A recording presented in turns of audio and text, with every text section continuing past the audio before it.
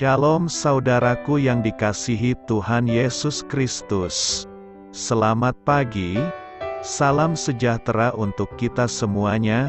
Selamat datang kembali di Renungan Rohani pagi hari ini. Semoga saudara yang terkasih dalam keadaan sehat selalu.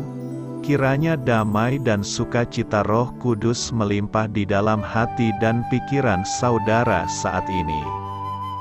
Sebelum kita mulai renungan pagi ini, marilah kita bersama-sama berdoa. Tuhan Yesus, terima kasih sudah membangunkanku pagi hari ini. Terima kasih atas penyertaan dan perlindungan Tuhan. Semua karena karunia Tuhan aku dapat bangun dengan pagi hari ini. Aku menyerahkan seluruh aktivitasku hari ini ke dalam kuasa tangan Tuhan. Jauhkanku dari yang jahat, ya Tuhan. Tuhan Yesus, tolong lindungi dan berkati aktivitasku hari ini. Tolong berkati juga keluarga dan teman-temanku, Bapa Surgawi, oleh karya Roh Kudus. Tolonglah aku untuk menjauhi segala sesuatu yang melukai hati-Mu. Ampunilah segala dosa kami, ya Tuhan. Dalam nama Tuhan Yesus, aku sudah berdoa. Amin. Sahabat saudara rohani, pembacaan ayat emas Alkitab renungan kita hari ini terambil dari Ibrani 12 ayat 1-9. Karena kita mempunyai banyak saksi, bagaikan awan yang mengelilingi kita, marilah kita menanggalkan semua beban dan dosa yang begitu merintangi kita, dan berlomba dengan tekun dalam perlombaan yang diwajibkan bagi kita. Marilah kita melakukannya dengan mata yang tertuju kepada Yesus, yang memimpin kita dalam iman, dan yang membawa iman kita itu kepada kesempurnaan, yang dengan mengabaikan kehinaan tekun memikul salib ganti sukacita yang disediakan bagi Dia, yang sekarang duduk di sebelah kanan tahta Allah. Ingatlah selalu akan Dia, yang tekun menanggung bantahan yang sehebat itu terhadap dirinya dari pihak orang-orang berdosa, supaya jangan kamu menjadi lemah dan putus asa. Dalam pergumulan kamu melawan dosa, kamu belum sampai mencucurkan darah, dan sudah lupakah kamu akan nasihat yang berbicara kepada kamu seperti kepada anak-anak? Hai anakku, janganlah anggap enteng didikan Tuhan, dan janganlah putus asa apabila engkau diperingatkannya, karena Tuhan menghajar orang yang dikasihinya, dan Ia menyesah orang yang diakuinya sebagai anak. Jika kamu harus menanggung ganjaran, Allah memperlakukan kamu seperti anak. Di manakah terdapat anak yang tidak dihajar oleh ayahnya? Tetapi, jikalau kamu bebas dari ganjaran yang harus diderita setiap orang, maka kamu bukanlah anak, tetapi anak-anak gampang. Selanjutnya dari ayah kita yang sebenarnya kita beroleh ganjaran, dan mereka kita hormati. Kalau demikian, bukankah kita harus lebih taat kepada Bapa segala roh, supaya kita boleh hidup? Ibrani 12 ayat 1-9. Inti dari ayat emas renungan kita adalah, kita sudah dijadikan Bapa sebagai anak kesayangan yang harus dihajar, tanda bahwa kita sudah siap menghadapi musuh duniawi yang fana. Mari kita mulai renungan pagi kita. Judul renungan kita hari ini adalah Berjalan Tanpa Beban, ditulis oleh Katara Patton.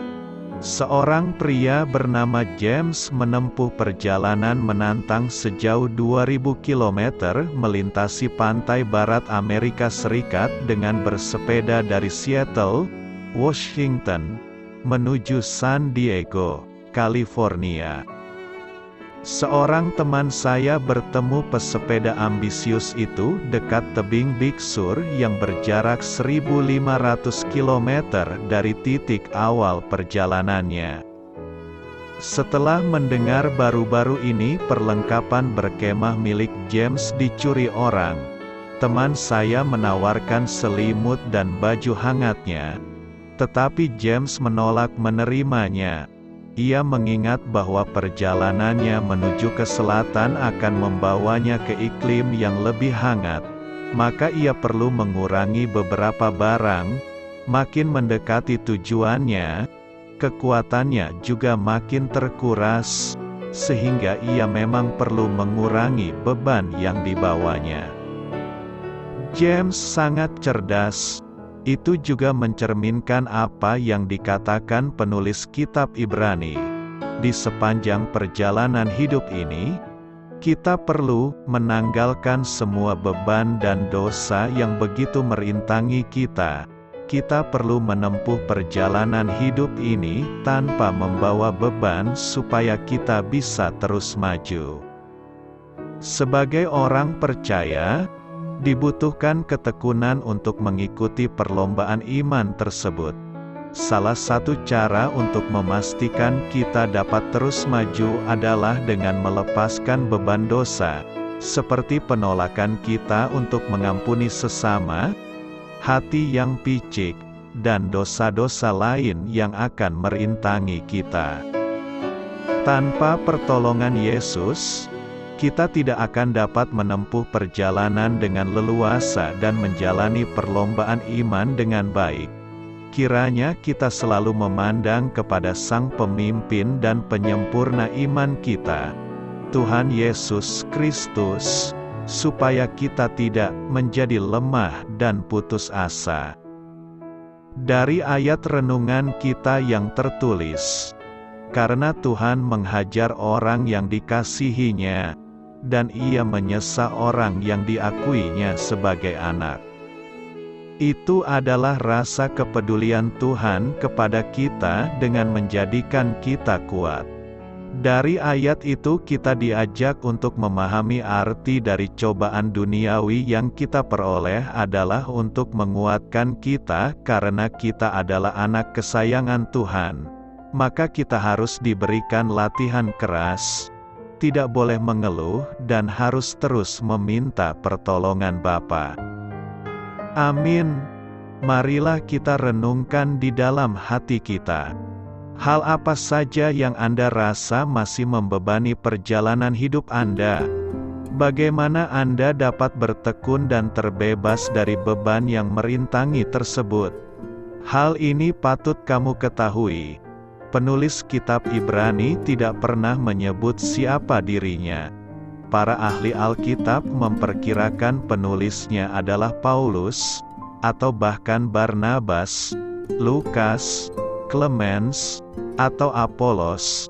Siapapun orangnya, sang penulis jelas memahami bahwa pembacanya memerlukan ketekunan untuk menghadapi pencobaan dan penganiayaan. Sepanjang kitab, para pembaca didorong untuk tetap bertahan dan berpegang teguh kepada Kristus.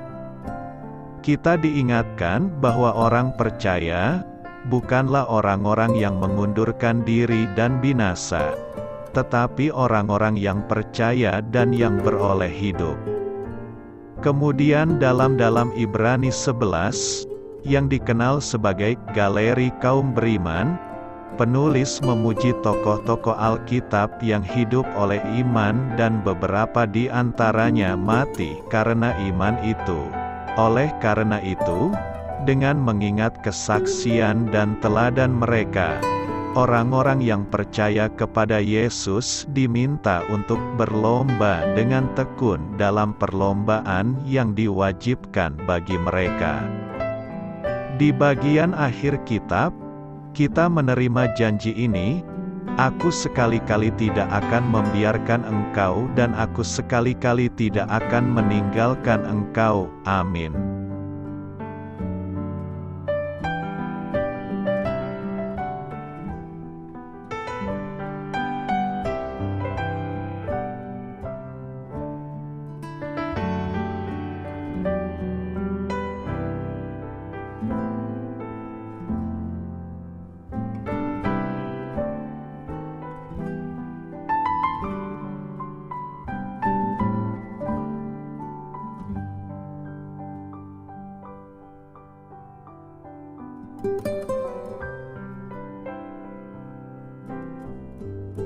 Marilah kita renungkan sahabat saudara rohani. Demikianlah renungan firman Tuhan pagi hari ini. Semoga menjadi berkat dalam hidup kita. Dan sebelum kita memulai segala aktivitas kita pagi hari ini, marilah kita berdoa. Selamat pagi Bapa, malam hari telah berganti pagi. Kehidupan baru telah Engkau berikan kembali bagi kami. Bapa Surgawi, tolonglah aku menyadari kebutuhan orang lain, supaya aku dapat membagikan apa yang telah Engkau berikan kepadaku. Pada saat aku membutuhkan, berilah aku keyakinan bahwa Engkau akan mencukupkanku, melalui orang-orang yang mengasihi-Mu, bukan karena kami pantas atau layak, namun karena kasih karunia-Mu kami boleh ada, sebagaimana kami ada di pagi hari ini. Terima kasih Tuhan, atas kesempatan baru yang telah Tuhan berikan kepada kami, untuk bisa memperbaiki diri agar kami bisa lebih layak di hadapan-Mu. Hari ini kami serahkan semua perkara dan kesulitan yang akan kami lalui ke dalam tangan-Mu. Biarkanlah kami bisa memuliakan-Mu dalam segala aktivitas yang akan kami lakukan. Amin. Biarlah firman Tuhan menjadi pengingat untuk kita semua, bahwa tuntunan dari Roh Kudus akan selalu memberi jalan keluar bagi setiap permasalahan hidup kita, dan memberi kedamaian di hati kita. Sampai jumpa di renungan pagi saudara rohani berikutnya. Kiranya Tuhan selalu memberkati saudara semua hari ini. Amin. Shalom.